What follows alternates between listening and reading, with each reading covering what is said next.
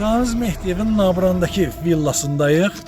Gördüyünüz ki, bağın uzağı görsənmir hələ ki.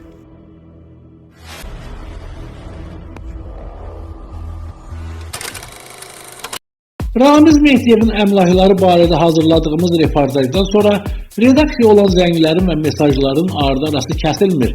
Azərbaycanın az qala elə bir bölgəsi yoxdur ki, oradan ünvan göstərilməsin. Yaxını qoyub çox da uzağa getmədik. Bu dəfə üst tutduq Nabrana. Burada dənizin 2 addımlığında inşa olunmuş villa 2 hektara yaxın ərazini əhatə edir. Villanın 2012-ci ildə Xaçmazın sabiq icra başçısı Şəmsəddin Xanbabayev tərəfindən tikilərək Ağsaqqala hədiyyə olunduğu bildirilir.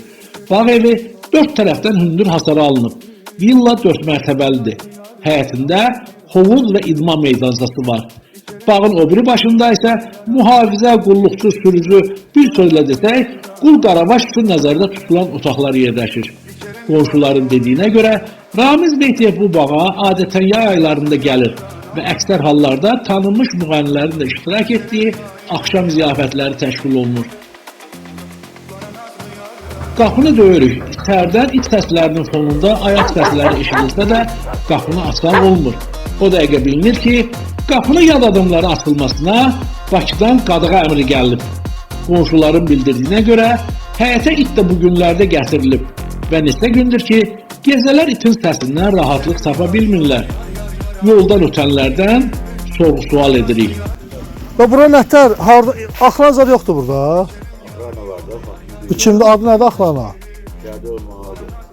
Mən də o İlhamın da deputat var. Deputat. Axran bura adamdır. Arvadı görürəm bir dənə arvad. Kişi də var, yoxsa arvaddır? Yoxsa arvad görürəm. O qapını. O qapını. Çox sağ olun.